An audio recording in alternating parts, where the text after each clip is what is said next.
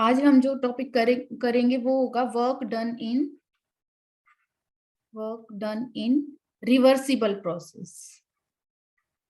Reversible process कल मैंने आपको सिखाया था बेटा कि इरिवर्सिबल अगर जो प्रोसेस होती है उसके अंदर जो वर्क डन के लिए जो एक्सप्रेशन हम लिखते हैं वो रहेगा W is equal to minus P del V. आपको कहीं पे भी अगर क्वेश्चन के अंदर इरिवर्सिबल वर्क दिखता है, इरिवर्सिबल और मैंने आपको बिल्कुल अच्छे से एक चीज सिखाई थी कि रिवर्सिबल के अंदर यहाँ पे जो हम प्रेशर लेते हैं वो एक्सटर्नल प्रेशर लेते हैं और जो प्रेशर होता है वो कांस्टेंट होता है। मतलब इरिवर्सिबल के अंदर हम स्लाइटली चेंजेस की बात नहीं करते हैं, यानी कि प्रेशर एकदम से चेंज होता है, एक फाइनल प्रेशर होता है जिसको हम पी एक्सटर्नल बोलते हैं। तो वो हम यहाँ पे लिख देते हैं और हम वैल्यू को पुट करके कर देते हैं। अब एक क्वेश्चन है देख जैसे ओके करिश्मा, हाँ जी बेटा बोलो। मैम स्क्रीन नहीं दिख रही। स्क्रीन नहीं दिख रही?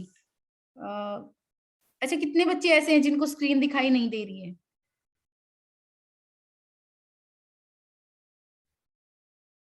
करिश्मा बेटा आपकी तरफ से कोई इश्यू है? बाकी सभी बच्चों को स्क्रीन दिखाई दे रही है। तो किसी और का फोन लेके या फिर नेटवर्क वगैरह को दोबारा से चेक कर लो बेटा एक बार, क्योंकि बाकी सभी बच्चों को स्क्रीन दिखाई दे रही है। अगर हैंड रेज करना है बेटा, अगर और सबको भी नहीं दिखाई दे रही हो तो। और अगर नहीं कोई ऐसा हो कि आप मैंने ऐसे नहीं हो पा रहा है तो नेक्स्ट जो वो रिकॉर्डेड होगी वो देख लेना बेटा। अगर ऐसा कुछ हो ना तो आप रिकॉर्डेड देख लेना बाद में। ओके अभी स्टार्ट करेंगे। एक सेकंड।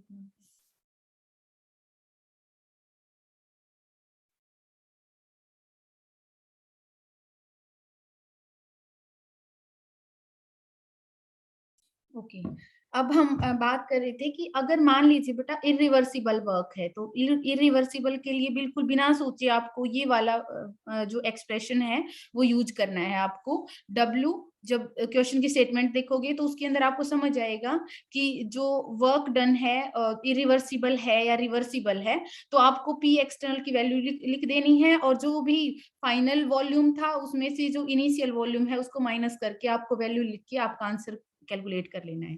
तो चलो इसी क्वेश्चन पे एक मान लीजिए, अब इसी डेरिवेशन के ऊपर ऐसे आ जाए, मान लीजिए आपको एक स्टेटमेंट दे रखी है और आपसे ये पूछा जाए कि वर्क डन इन वैक्यूम। अब देखो ध्यान से देखना है, कोई भी स्टेटमेंट आपको दे सकता है और आपसे पूछे कि work done in vacuum, vacuum में कितना वर्क डन होगा। उस टाइम पे वैक्यूम का मतलब होता है बेटा जहां पे कोई प्रेशर ना हो। आप सभी जानते हो कि वर्क प्रेशर अगर 0 कर दिया जाए, यानी कि जब यहाँ पे पी एक्सटर्नल कोई भी प्रेशर ना हो, वैक्यूम अगर यहाँ पे वैक्यूम क्रिएट कर दें, जितना जो प्रेशर को बिल्कुल रिमूव कर दें, तो वहां पे इसका मतलब उस टाइम पे पी एक्सटर्नल कितना हो जाएगा? 0।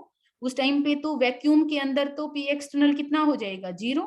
और पी एक्सटर्नल अगर 0 हो जाएगा तो वर्क डन कितना हो जाएगा? वर्क डन कितना हो जाएगा?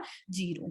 तो आपसे कोई क्वेश्चन ऐसे मिले जिसके अंदर ये पूछा जाए कि वर्क डन इन वैक्यूम कितना होगा, तो आपको आंसर लिखना है बेटा 0। तो वर्क डन वैक्यूम के अंदर कितना होता है? 0 होता है, क्योंकि उस टाइम पे पी एक्सटर्नल कितना हो जाता है? 0 हो जाता है। तो एक ये वाली चीज आपको ध्यान रखनी है। अब हम स्टार्ट करेंगे कि work done in reversible process. अगर हमारे पास कोई रिवर्सिबल प्रोसेस है तो उसके अंदर वर्क डन कैसे करेंगे? तो देखो मैं स्टार्टिंग से भी आपको सिखा रही थी, वही वाला एग्जांपल यहाँ पे दोबारा से लेके फिर से सिखाते हैं, यही वाली प्रोसेस। देखो मान लीजिए हमारे पास ये कोई कंटेनर है, इसके अंदर कोई आइडियल गैस भरी हुई है, यहाँ पे कोई गैस है, ठीक है, और यहाँ पे सैंड पार्टिकल्स रखे हुए हैं। तो अगर सैंड पार्टिकल्स को आप एकदम से रिमूव कर देते हो तो ये पिस्टन, क्योंकि ये प्रेशर यहाँ से 0 हो जाएगा तो एकदम से एक्सपेंड हो जाएगा, यानी कि वॉल्यूम बढ़ जाएगा यहाँ पे, ठीक है। तो अगर मान लीजिए अब रिवर्सिबल वो होता है रिवर्सिबल, ठीक है, एकदम से इंक्रीज हो जाएगा वॉल्यूम। अब हम रिवर्सिबल प्रोसेस की बात करेंगे। रिवर्सिबल प्रोसेस का मतलब क्या होता है, यानी जब आप एक एक सैंड पार्टिकल को उठाते हो, मान लीजिए आपने एक सैंड पार्टिकल को उठा दिया, फिर एक सैंड पार्टिकल को उठाया, तो ये जो प्रोसेस होती है वो होती है रिवर्सिबल प्रोसेस। अब क्योंकि उसको एक ही पार्टिकल वापस रख के तुरंत क्या किया जा सकता है, रिवर्स भी किया जा सकता है। अब ध्यान रखना है इस चीज के अंदर कि जो रिवर्सिबल प्रोसेस होती है उसके अंदर देखो, ये पिस्टन कब मूव नहीं करेगा, जब ये वाला प्रेशर और ये वाला प्रेशर एक दूसरे के जस्ट अपोजिट होंगे, यानी कि इतना ही यहाँ से प्रेशर लग रहा है और इतना ही प्रेशर यहाँ से लगाया जाए, तो ये पिस्टन बिल्कुल भी मूव नहीं करेगा। अगर मान लीजिए यहाँ से आपने एक सैंड पार्टिकल को रिमूव करवा दिया यहाँ से, तो इसका मतलब क्या हो गया, पी एक्सटर्नल, यानी कि जो ये अंदर वाला जो प्रेशर है वो ज्यादा है और ये यहाँ से जो प्रेशर था वो कम हो गया है, ये वाला जो प्रेशर है ये कम हो गया है और ये कंपैरेटिवली वही है, ज्यादा रहेगा। तो पी, ये इसकी वजह से ये वाला प्रेशर ज्यादा रहेगा, इसलिए थोड़ा सा हल्का सा मूव करेगा, स्लाइटली मूव करेगा। ध्यान से सुनना है क्या बोल रही हूँ मैं। अगर दोनों तरफ से प्रेशर इक्वल है तो ये पिस्टन मूव नहीं करेगा। अगर मान लीजिए आपने एक सैंड पार्टिकल को उठा के अलग रख दिया है, तो ऑब्वियस सी बात है अपर जो एक्सटर्नल प्रेशर है वो क्या हो गया है, कम हो गया है, और इंटरनल प्रेशर क्या है, ज्यादा है। तो इंटरनल प्रेशर स्लाइटली ज्यादा है, इसी वजह से ये जो पिस्टन है वो स्लाइटली मूव करेगा। तो इसका मतलब अगर हम वर्क डन का एक्सप्रेशन लिखते हैं तो हम क्या लिखते हैं, क्योंकि यहाँ पे तो हम स्लाइटली वर्क की बात कर रहे हैं, तो W is equal to minus P external, जो हम एक्सप्रेशन लिखते थे उसके अकॉर्डिंग क्या हो जाता था, dV, क्योंकि थोड़ा सा वॉल्यूम इंक्रीज होगा यहाँ पे, तो ऑब्वियस सी बात है, तो ये होना चाहिए यहाँ पे क्योंकि स्लाइटली इंक्रीज हो रहा है। अब मैंने जैसे आपको सिखाया कि बेटा जो P एक्सटर्नल है, अगर एक पार्टिकल हटा दिया तो P एक्सटर्नल, यहाँ पे जो प्रेशर है, एक्सटर्नल जो प्रेशर है वो थोड़ा सा, एक पार्टिकल हटाने के बाद पी एक्सटर्नल क्या हो जाएगा, पी इंटरनल के कंपैरेटिवली कम हो जाएगा, यानी कि पी इंटरनल, यहाँ पे अगर पी इंटरनल लिखती हूँ मैं, इंटरनल प्रेशर लिखती हूँ, तो उससे थोड़ा सा कम है पी एक्सटर्नल। ध्यान से सुनना है, अगर यहाँ पे 50 और यहाँ पे 50 इस तरीके से इक्वल, दोनों 50-50 थे, तो ये कहीं पे भी मूव नहीं कर रहा था, सेम प्रेशर था दोनों साइड से। अगर हल्का सा आपने ये कम कर दिया, 49 कर दिया या फिर 49.9 कर दिया, थोड़ा सा हटा दिया यहाँ से, तो ये पिस्टन थोड़ा सा मूव करेगा बेटा। तो इसका मतलब पी एक्सटर्नल कम हो गया है, तो पी एक्सटर्नल कम हो गया है किससे, पी इंटरनल से, कितना, डीपी, थोड़ा सा, इसलिए हमने डीपी लिखा। तो क्या लिख सकते हैं हम, जहां पे पी एक्सटर्नल की वैल्यू को मान लीजिए मैं यहाँ पे इससे पी इंटरनल की फॉर्म में लिखना चाहती हूँ, तो मैं क्या लिख देती हूँ, पी इंटरनल मतलब जो अंदर की तरफ से जो गैस लगी हुई है वो वाला प्रेशर। तो ये क्या है, स्लाइटली, अब देखो अब मैंने क्या किया है, ये 50 ये 49.9 कर दिया है, तो कितना अंतर है, थोड़ा सा तो अंतर है बेटा, ऑलमोस्ट इक्वल ही होते हैं। तो हम यहाँ पे क्या लिख देते हैं, इस वैल्यू को यहाँ पे मैं सब्सटीट्यूट कर देती हूँ, यानी कि ये del W is equal to minus P external की जगह मैं क्या लिख देती हूँ, पी इंटरनल माइनस DP, यहाँ पे क्या लिखते हैं हम, DV, कोई बड़ी बात नहीं है, ठीक है। हमने किया क्या है, कुछ भी नहीं, जहां पे P एक्सटर्नल था वहां पे P इंटरनल की फॉर्म में मैंने यहाँ पे लिख दिया है। अब मान लीजिए यहाँ पे मैं क्या करवा देती हूँ, अब इसको थोड़ा सा खोल के लिखते हैं। अगर मैं मान लीजिए इस एक्सप्रेशन को थोड़ा सा खोल के लिखती हूँ, slightly W is equal to minus, अब इसकी इसके साथ मल्टीप्लीकेशन, इसकी इसके साथ मल्टीप्लीकेशन, तो क्या लिख देंगे हम, P इंटरनल प्लस सॉरी ये क्या हो जाएगा, यहाँ पे इस एक्सप्रेशन को अगर मैं खोल रही हूँ तो ऑब्वियस सी बात है यहाँ पे क्या हो जाएगा, प्लस का साइन हो जाएगा, प्लस DP, सॉरी यहाँ पे लिखना भूल गए ना, एक सेकेंड रुकना बेटा, पहले क्या लिखना है हमें, ये वाला, तो P इंटरनल के साथ मैंने क्या लिखना है, DV, तो यहाँ पे DV लिखना है। उसके बाद क्योंकि ये नेगेटिव और ये नेगेटिव, तो ये अंदर की तरफ जाएगा तो ये पॉजिटिव हो जाएगा, ठीक है। और इस DP की मल्टीप्लीकेशन करोगे आप DV से, तो आपने किया तो यहाँ पे क्या आ जाएगा, DP DV। अब एक बात सोचने की है बेटा, अगर मान लीजिए दो छोटी छोटी टर्म है, जैसे मान लीजिए 0.01 को आप मल्टीप्लाई करवाइए 0.01 से, तो जो इनका आंसर आएगा, तो बहुत छोटी टर्म्स की मल्टीप्लीकेशन से जो आंसर आएगा वो और भी छोटा आएगा, यानी कि जो आंसर आएगा वो कितना आएगा, यानी अब आपको 4 लेटर छोड़ के, तो 1,0,0,0.0 ये आंसर आएगा। इसका मतलब दो छोटी टर्म्स को, अगर बहुत छोटी टर्म्स को आप मल्टीप्लाई करोगे तो आंसर बहुत छोटा ही आएगा, है ना, और भी ज्यादा छोटा आता है। तो हम इसको क्या कर देते हैं, नेग्लेक्ट करते हैं। तो हम यहाँ पे इस टर्म को क्या कर देते हैं, नेग्लेक्ट कर देते हैं। तो इसका मतलब सिर्फ यहाँ पे इस वाले टर्म पे हमें फोकस करना है। तो यहाँ पे क्या हो गया, del W is equal to minus P internal dV। अब हम क्या करेंगे, सिंपली ये तो मतलब स्लाइड चेंज के लिए है। अब हमें क्या करना है, टोटल वर्क डन निकालना है। तो हम क्या करेंगे, ऑन इंटीग्रेशन, यानी हम इसका क्या करेंगे, इंटीग्रेशन करते हैं सारा होल निकालने के लिए। अगर हमें छोटा पार्ट दे रखा है और हमें कंप्लीट निकालना होता है तो हमें क्या करना होता है, कंप्लीट के लिए हमें इंटीग्रेशन करना होता है। तो जब आप इसका कंप्लीट का इंटीग्रेशन करोगे तो स्लाइटली W तो किसके अंदर कन्वर्ट हो जाएगा, W के अंदर कन्वर्ट हो जाएगा। और यहाँ पे जो वॉल्यूम है, देखो अब इस चीज को आपको ध्यान से देखना है। मैं क्या लिखूंगी, P इंटरनल माइनस, यहाँ पे हम साइन लगा देते हैं, P इंटरनल dV। वॉल्यूम कहाँ से कहाँ चेंज होगा, ऑब्वियस सी बात है। पहले मान लीजिए वॉल्यूम V1 था, एक पार्टिकल इंक्रीज आपने हटा दिया यहाँ पे, तो थोड़ा सा एक्सपेंड होगा, वो कितना होगा, V2।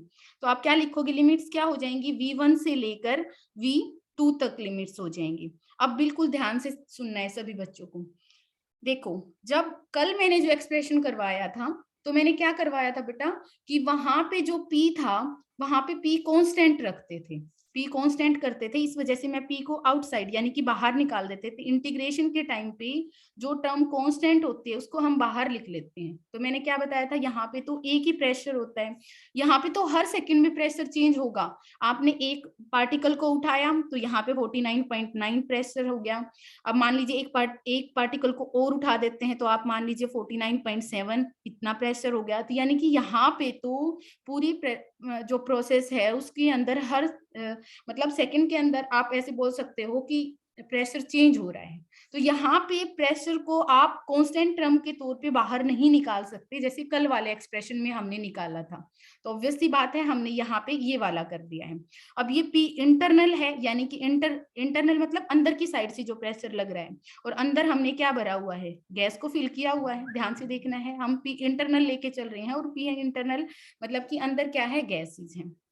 अब आप जानते हो, जैसे मान लो मैं आपको सिखाती हूँ, जैसे PV is equal to NRT, ये इक्वेशन हमने पहले की है। क्योंकि किसी भी गैस के लिए, किसी के लिए जो एक्सप्रेशन लिखते थे आइडियल गैस के लिए, तो हम क्या लिखते थे, PV is equal to NRT। अगर मैं P को निकालूं तो क्या लिख सकती हूँ, NRT बाय V।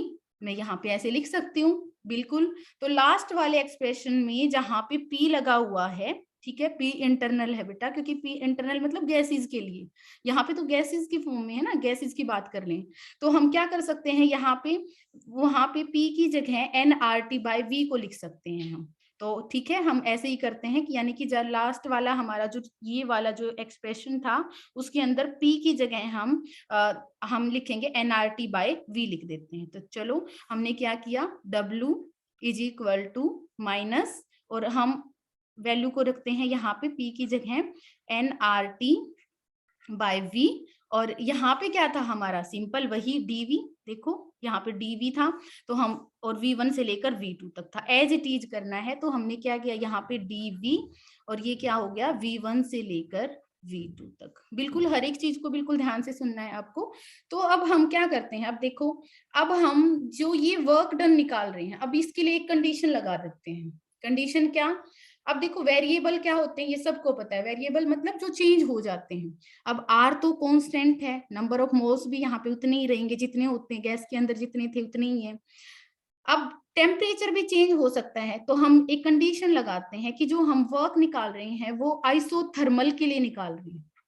अब मान लो मैं कंडीशन लगा देती हूँ बेटा, कि जो ये वर्क डन निकाल रही हूँ, वो ऑब्वियस सी बात है रिवर्सिबल के लिए है, और रिवर्सिबल कौन सा, आइसोथर्मल प्रोसेस के लिए निकाल रही हूँ मैं।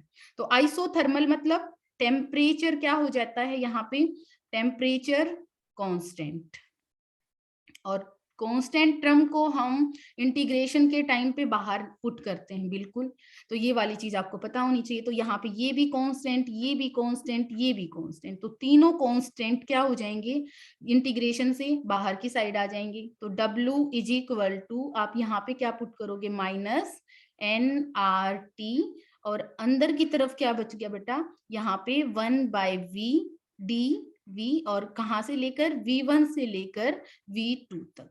ठीक है, इतनी बात हमें समझ आनी चाहिए, ध्यान रखना।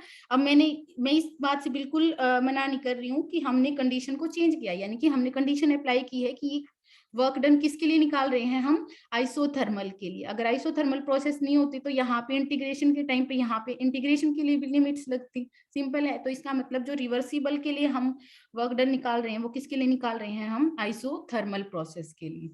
तो ठीक है, हमने क्या कर दिया, अब इंटीग्रेशन, जो बच्चे मैथ्स वाले हैं उनको समझ आ गया होगा कि 1/V dV इस तरह की जो टर्म होती है उसका इंटीग्रेशन जब करते हैं हम, तो 1/x dx के लिए जो इंटीग्रेशन आता है वो क्या आता है, ln(x) आता है, सबको पता है। जैसे मान लीजिए 1/x dx, अगर इसका आप इंटीग्रेशन करते हो तो वो क्या आता है, ln(x) मैथमेटिकली। ठीक है, ये ln होता है नेचुरल लॉगरिथम। ठीक है, तो आप क्या करते हो, W इज इक्वल टू, जो मैथ्स वाले बच्चे नहीं है उनको ज्यादा परेशान नहीं होना है बेटा, आपको सिर्फ इतने की जरूरत है। ये ln क्या है, लॉगरिथम क्या है, वो मैं आपको लॉगरिथम निकालना भी बहुत अच्छे से सिखाएंगे, इक्विलिब्रियम वाले चैप्टर में हमारा आएगा। ठीक है, तो वो निकालना सिखा देंगे, हमें टेबल दी जाती है, उसकी हेल्प से हम लॉगरिथम निकालते हैं। तो ये वाला क्या हो जाएगा, -NRT, और हम क्या लिखते हैं यहाँ पे, इसके लिए क्या आ जाएगा, ln(V), ये वाला। ठीक है, और लिमिट्स क्या है, V1 से लेकर V2 तक। तो वही मैथ्स वाले बच्चे बिल्कुल आसानी से समझ जाएंगे। अब इसको NRT हम क्या करते हैं, फाइनल में से इनिशियल को क्या कर देते हैं, माइनस करते हैं। ठीक है, तो क्या हो जाएगा, आप क्या लिखोगे, ln(V2) माइनस ln(V1).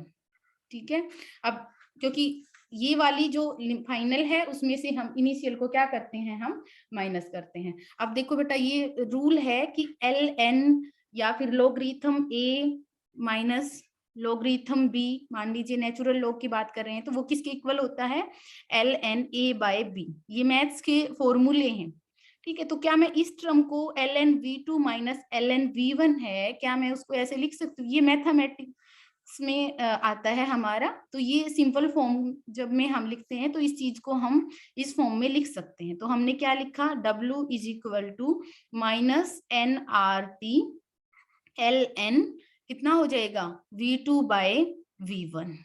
ठीक है, तो हमने क्या कर दिया, V2/V1 कर दिया है। अब आप ध्यान से लिखना है, ln किसके इक्वल होता है, ln ये होता है 2.303 लॉगरिथम की फॉर्म में। तो या तो आप इस एक्सप्रेशन को याद कर लो, बिल्कुल ln लिखना चाहते हो तो, लेकिन अगर लॉगरिथम की फॉर्म में लिखना चाहते हो तो यहाँ पे क्या आ जाएगा, 2.303 लॉगरिथम लिखो, यानी कि जो टर्म है 2.303 को मैं आगे लिख लेती हूँ, तो W कितना हो जाएगा, W is equal to -2.303 NRT logarithm V2/V1। ये हो जाएगा बेटा हमारे लिए एक्सप्रेशन, और ये बहुत इंपॉर्टेंट है, यहाँ से बहुत न्यूमेरिकल्स आपके सॉल्व हो जाएंगे। तो देखो NRT V2/V1। अब इस चीज को आप, ये इंपॉर्टेंट फॉर्मूला है, यानी कि जब आपसे पूछा जाए work done in isothermal reversible process, ठीक है, यानी कि वर्क डन इन आइसोथर्मल। अच्छा ठीक है, अब हम इसको थोड़ा सा और एक्सपेंड करते हैं। हमने क्या किया है, वही वाली कंडीशन कि हमने टेम्परेचर को कांस्टेंट किया है, यानी कि आइसोथर्मल प्रोसेस की अगर हम बात करते हैं तो सभी जानते हो, आप सभी देखो बॉयल्स लॉ। बॉयल्स लॉ के अकॉर्डिंग क्या किया था हमने, वहां पे टेम्परेचर क्या होता है, कांस्टेंट, और अगर टेम्परेचर कांस्टेंट होता है तो वहां पे कंडीशन थी P1V1 is equal to P2V2। जब हमने इससे पहले वाला चैप्टर किया था तो हमने सिखाया था कि बॉयल्स लॉ के अकॉर्डिंग क्या हो जाएगा, P1V1 is equal to P2V2। तो अगर मैं क्या कर देती हूँ, इस V1 को इधर ले आती हूँ तो क्या आ जाएगा P1, और इस P2 को इधर ले आती हूँ तो P1/P2 is equal to V2/V1। इसके इक्वल आ जाएगा। तो देखो ध्यान से देखो, ये वाला हो जाएगा। तो V2 by V1, P1 by P2 is equal to V2 by V1। तो जहां पे V2 बाय V1 है, टेम्परेचर कांस्टेंट वाली कंडीशन है, क्योंकि आइसोथर्मल की अगर हम बात कर रहे हैं, तो हम V2 बाय V1 की जगह P1 बाय P2 भी लिख सकते हैं। यानी कि अगर हमें प्रेशर दे रखा हो तो हम इस इक्वेशन को कैसे यूज कर सकते हैं, इसी फॉर्मूले को कैसे लिखा जा सकता है। देखो हम इसको ऐसे लिख सकते हैं, W is equal to -2.303 nRT logarithm P1 by P2। अब देखो ध्यान से, तो बिल्कुल, तो हम इस एक्सप्रेशन को चाहे तो ये वाला फॉर्मूला, अगर आपको वो डिपेंड करता है कि जो न्यूमेरिकल दे रखा है उसमें वॉल्यूम दे रखा हो तो आप इस वाले फॉर्मूले को यूज करोगे। और अगर बेटा वो आपको प्रेशर देता है, दो डिफरेंट डिफरेंट प्रेशर देता है, तो आप इस वाले फॉर्मूले को यूज करोगे। कंडीशन कौन सी है, ध्यान रखना, कंडीशन है आइसोथर्मल, यानी कि आइसोथर्मल रिवर्सिबल। और इरिवर्सिबल के लिए वही रहेगा, चाहे वो आइसोथर्मल की बात करें चाहे किसी की बात करें। यहाँ पे हम किसकी बात कर रहे हैं, आइसोथर्मल रिवर्सिबल प्रोसेस के लिए। तो आइसोथर्मल रिवर्सिबल प्रोसेस के लिए वर्क डन कैसे निकालोगे, -2.303 nRT logarithm P1 by P2। अब इस चीज को बिल्कुल अच्छे से याद कर लेना है आप सभी को। इसके बाद हम आगे जो करेंगे वो होगा, यानी कि हमने दो चीजों की बात की। एक तो हमने बात की रिवर्सिबल, एक हमने बात की इरिवर्सिबल वर्क। तो दोनों के लिए हम एक्सप्रेशन निकाल सकते हैं बिल्कुल आसानी से, कोई बड़ी बात नहीं है। अच्छा एक चीज पूछें कि अगर वो आइसोकोरिक प्रोसेस दे दे आपको, देखो आइसोकोरिक, आइसोकोरिक का मतलब सेम वॉल्यूम या फिर कांस्टेंट वॉल्यूम, आप ऐसे लिख दो। आइसोकोरिक मतलब, आइसो मतलब सेम, कांस्टेंट वॉल्यूम, यानी कि वॉल्यूम चेंज नहीं हो रहा है, कांस्टेंट रहता है वॉल्यूम। तो पता है वर्क डन आपसे पूछ ले, बताइए वर्क डन बताइए। तो बेटा जब वॉल्यूम चेंज नहीं होगा, हमारी कंडीशन क्या है, -P del V, volume change होना चाहिए। अगर वॉल्यूम में चेंज 0 होगा तो वर्क डन कितना आएगा, 0। तो ध्यान रखना, अगर आपको आइसोकोरिक वर्ड मिलता है और उसमें आपसे पूछ लेता है कि वर्क डन बताइए, तो वर्क डन दिख रहा है बेटा, क्योंकि वॉल्यूम चेंज नहीं हो रहा है। आइसो मतलब सेम, कोरिक मतलब वॉल्यूम, वॉल्यूम अगर सेम रह रहा है तो वहां पे वर्क डन कितना आ जाएगा, 0 आ जाएगा। तो हमारे पास अब दो कंडीशंस हैं। और मैंने क्या बोला अभी, आप इस मतलब इतनी सारी चीजों को कैसे याद रखें, उसमें पजल होने की जरूरत नहीं है। मैं आपको बोलती हूँ, अगर इरिवर्सिबल प्रोसेस मिलती है तो आप इस चीज को ध्यान रखना बेटा कि आपको ये वाला फॉर्मूला लगाना है, -W is equal to -P del V। और अगर रिवर्सिबल मिलती है तो रिवर्सिबल में वो आपको कंडीशन देगा, आइसोकोरिक में तो 0 होता है, चाहे किसी के लिए बोले, वो आइसोकोरिक के लिए तो 0 हो ही जाएगा। अब बच गया आइसोथर्मल के लिए देता है, तो ये वाला वर्क डन निकालना है आपको रिवर्सिबल के लिए। ठीक है, तो इस तरीके से आप फाइंड आउट करोगे। इसके अलावा एक और होता है एडियाबैटिक के लिए, लेकिन आपके सिलेबस में सिर्फ इतना है, तो हम यहाँ पे सिर्फ इतना करेंगे कि आइसोथर्मल रिवर्सिबल। अब हम कंपेयर करवाएंगे, जैसे मैंने आपको सिखाया कि दो चीजें होती है बेटा, कि किस में वर्क डन ज्यादा होगा और किस में कम होगा, यानी कि रिवर्सिबल में ज्यादा होगा या फिर इरिवर्सिबल में ज्यादा होगा। ये वाला जो हम ग्राफिकली समझते हैं इस चीज को, कि किसके अंदर वर्क डन ज्यादा होगा। तो जैसे मान लीजिए, देखो मैं आपको एक चीज सिखाती हूँ, हम ग्राफ बनाते हैं। तो ग्राफ जब हम बनाएंगे, यानी जैसे बॉयल्स, ये कौन सा है, आइसो, मान लो दो कंडीशन देता है, हम बात करते हैं, वो देता है आइसोथर्मल, आपसे पूछता है, क्वेश्चन है आपके लिए अभी, आइसोथर्मल रिवर्सिबल, रिवर्सिबल और आइसोथर्मल, आइसोथर्मल इरिवर्सिबल, इरिवर्सिबल। ठीक है, अब ध्यान से देखना है आपको, आइसोथर्मल रिवर्सिबल और आइसोथर्मल इरिवर्सिबल। तो आइसोथर्मल मतलब जहां पे टेम्परेचर को क्या किया गया है, कांस्टेंट किया गया है। तो अगर आइसोथर्मल की बात होती है तो प्रेशर और वॉल्यूम का हमें जो ग्राफ बनाना आता है, आइसोथर्मल मतलब सेम टेम्परेचर, यानी कि बॉयल्स लॉ की बात कर रहा है, सभी को आता है कि कैसे हम फाइंड आउट करते हैं। पी और वी का जो ग्राफ बनता है वो कैसे बनता है, ये वाला बनता है। जब हम उसको निकालते हैं तो ये वाला ग्राफ आता है बिल्कुल। थोड़ा सा ये टेढ़ा हो गया है, यानी कि ये बिल्कुल ये वाला ग्राफ बनता है जिसकी जब हम बात करते हैं आइसोथर्मल प्रोसेस की। ठीक है, तो अब ध्यान से देखना है, अभी सभी बच्चों को बिल्कुल ध्यान से देखना है। देखो अब हमसे वर्क डन, जो एरिया अंडर द कर्व आता है, यानी कि जो कर्व के नीचे जो एरिया आता है वो किसको बताता है बेटा, वर्क डन को बताता है। ठीक है, तो यानी कि ये फाइनल, पहले एक्सपेंशन की बात कर रहे हैं ना, देखो इधर देखो ध्यान से, हम क्या बात कर रहे थे कि हमारे पास ये पिस्टन है, पिस्टन के ऊपर पहले कुछ ना कुछ पी एक्सटर्नल ज्यादा था, ठीक है, पी एक्सटर्नल बहुत ज्यादा था, और फिर एकदम से पी एक्सटर्नल, मान लीजिए इरिवर्सिबल की बात करते हैं, तो पी एक्सटर्नल एकदम से, ये पहले प्रेशर 50 था तो एकदम से 20 हो गया, तो हम क्या हो गया, पी एक्सटर्नल पहले प्रेशर ज्यादा था, यहाँ पे तो ऑब्वियस सी बात है, 0 से स्टार्ट हुआ तो पी एक्सटर्नल ज्यादा था, और फिर पी एक्सटर्नल जो फाइनल आ गया वो वाला, तो हम क्या करते हैं, हमारे लिए पी एक्सटर्नल ये वाला हो गया, कि बाद में जो एक्सटर्नल प्रेशर होगा वो ये वाला होगा। तो जब इरिवर्सिबल की बात करते हैं तो बेटा हम जो फॉर्मूले के अंदर लिखते हैं, देखो फॉर्मूले के अंदर क्या लिखते हैं, पी एक्सटर्नल डेल वी, और यहाँ पे क्या करते हैं हम, वर्क डन। मैंने आपको इतनी देर से यही वाली बात सिखाई है कि जब बेटा इरिवर्सिबल की बात आती है तो जो फाइनल प्रेशर हो गया ना, जब मान लो फाइनल बिल्कुल ही हटा दिया, बिल्कुल वैक्यूम हो गया, तो फाइनल 0 है, तो 0 पुट करो यहाँ पे और वैल्यू को निकाल दो वर्क डन को। यानी कि जब हम इरिवर्सिबल की बात करते हैं, इरिवर्सिबल की, तो उस केस में हमें सिर्फ लास्ट वाला जो प्रेशर होता है ना, जैसे मान लो 20 से 50 से 20 आ गया, तो हमें सिर्फ उस 20 से मतलब है, एकदम बीच में जो स्टेप्स हुए वो हमें कोई फर्क नहीं पड़ता। तो इसका मतलब यहाँ पे वॉल्यूम पहले इतना था, ठीक है, वॉल्यूम मान लीजिए पहले ये V1 था, और जैसे ही आपने एकदम से प्रेशर को हटाया तो वॉल्यूम मान लीजिए ये एक्सपेंड हो गया, यहाँ तक चला गया बिल्कुल ऊपर तक, तो वॉल्यूम पहले V1 था और बाद में वॉल्यूम कितना हो गया, V2। तो हम इतने वाले का चेंज देख रहे हैं।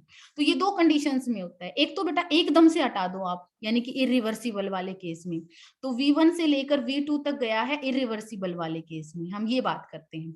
वॉल्यूम दोनों में सेम चेंज हुआ है, हमने क्या रखा है, रिवर्सिबल में भी और रिवर्सिबल में भी, दोनों में वॉल्यूम V1 से लेकर V2 तक गया है, बात वही है। ठीक है, तो वॉल्यूम तो दोनों में सेम है, लेकिन बेटा जब हम इरिवर्सिबल की बात कर रहे हैं तो इरिवर्सिबल में हमें प्रेशर कौन सा लेना होता है, जो फाइनल, मान लो 50 से 20 किया है हमने, तो हमारा जो 20 है ना, ये वाला 50, ये तो ऑब्वियस सी बात है, ये वैल्यू ज्यादा है बेटा, ये वाली 50 है और ये वाला 20, हमें तो इस 20 से फर्क पड़ता है। यानी कि जब हम जो इरिवर्सिबल की बात करते हैं तो वो यहाँ से लेकर यहाँ तक का, मतलब ये वाला एरिया की बात करते हैं, तो इरिवर्सिबल में सिर्फ हमारा ये वर्क डन होता है।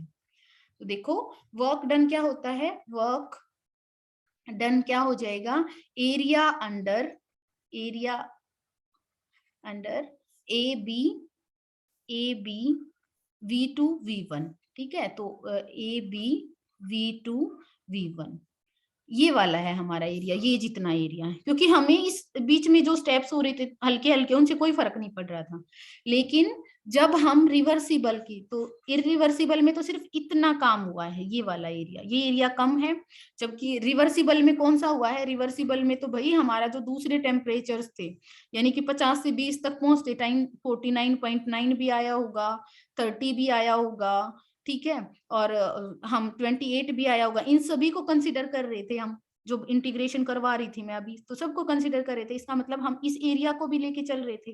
तो इसका मतलब बात क्या है, यहाँ पे ये सारा का सारा, ये जो ब्लू से रिप्रेजेंट करवाया बेटा, ये किसके लिए रिप्रेजेंट करवाते हैं हम, रिवर्सिबल के लिए। तो रिवर्सिबल में देखो एरिया ज्यादा आ रहा है, इसी वजह से वर्क डन इन रिवर्सिबल ज्यादा हो जाएगा वर्क डन इन इरिवर्सिबल। तो अब आप जब बुक से पढ़ोगे तो आपको ये बात समझ आनी चाहिए कि रिवर्सिबल और इरिवर्सिबल में क्या फर्क है। तो रिवर्सिबल में ज्यादा वर्क डन होता है, क्योंकि हम ये वाला जो वेरिएबल जो प्रेशर होता है उसके नीचे का एरिया भी हम कंसिडर करके चलते हैं, लेकिन इरिवर्सिबल में जो वेरिएबल प्रेशर है हम उसको कंसिडर नहीं करते हैं। बुक के अंदर देखो आपको एक चीज और समझाई गई होगी, जब आप बुक पढ़ोगे तो आपको समझ आनी चाहिए वो चीजें। देखो दो चीजें होती है बेटा, एक तो आप मान लीजिए आपको ऊपर जाना है, मान लीजिए आपको किसी मतलब जब आप ऊपर की तरफ जाते हैं तो एक तो होता है आप लार्ज चेंजेस के थ्रू, यानी कि स्टेयर्स के थ्रू ऊपर जाएं, पहले इस पे, फिर इस पे, फिर इस पे, मतलब लार्ज चेंजेस के थ्रू जाएँ। और तो हमें बीच में जो इंटरमीडिएट जो मतलब जो स्टेप्स थे उनसे कोई फ़र्क नहीं पड़ रहा। एक आप रैंप से ऊपर जाएँ, मान लीजिए ये रैंप है। अब आप रैंप से ऊपर जा रहे हो, तो आप उस टाइम पे क्या होता है, ये जो बीच वाले जो प्रेशर होते हैं, मतलब जो स्टेप्स हैं वो भी मायने रखते हैं रैंप के अंदर। लेकिन यहाँ पे क्या होता है, सिर्फ एकदम से चेंजेस होते हैं यहाँ पे जब स्टीयर्स की बात कर रहे हैं। तो ऐसा ही हमारे पास रिवर्सिबल और इरिवर्सिबल का केस होता है। तो रिवर्सिबल में हर तरह का जो प्रेशर होता है वो पॉसिबल होता है, इसलिए हम ये वाला एरिया भी कंसिडर करके चलते हैं। लेकिन इरिवर्सिबल में सिर्फ हम जो फाइनल जो हमारे स्टेप्स होते हैं, मान लीजिए एकदम से 20 ले आए, 20 से फिर 10 ले आए, जो लार्ज चेंजेस होते हैं उसको लेके चलते हैं। तो इसीलिए रिवर्सिबल में वर्क डन ज्यादा होता है और इरिवर्सिबल में वर्क डन कम होता है। तो मैंने आपको ये वाला रिवर्सिबल, इरिवर्सिबल या फिर वर्क डन, तो जितने भी क्वेश्चन है बेटा, अब मेरी तरफ से आप सारे के सारे कर लोगे, आपको ये सारी चीजें समझ आ जाएंगी कि हम कैसे कर सकते हैं। तो आपको ध्यान रखना है, वैक्यूम की बात करेगा जैसे स्टार्टिंग में सिखाया था, तो ऑब्वियस सी बात है, चाहे वो एक्सटर्नल की बात करे, चाहे रिवर्सिबल की बात करे, चाहे इरिवर्सिबल की बात करे, वो क्या हो जाएगा, वर्क डन जीरो हो जाएगा, क्योंकि वहां पे प्रेशर जीरो हो जाता है पी एक्सटर्नल। तो आप क्या लिखोगे वहां पे, हम लिख देते हैं कि जीरो हो जाएगा, वर्क डन जीरो। तो इस चीज को आपको करना है। अब आप ये जब आप पढ़ोगे तो आप सारे के सारे क्वेश्चंस को अटेम्प्ट कर पाओगे। अगर किसी को कुछ भी डाउट रहता है तो वो पूछ सकता है बेटा।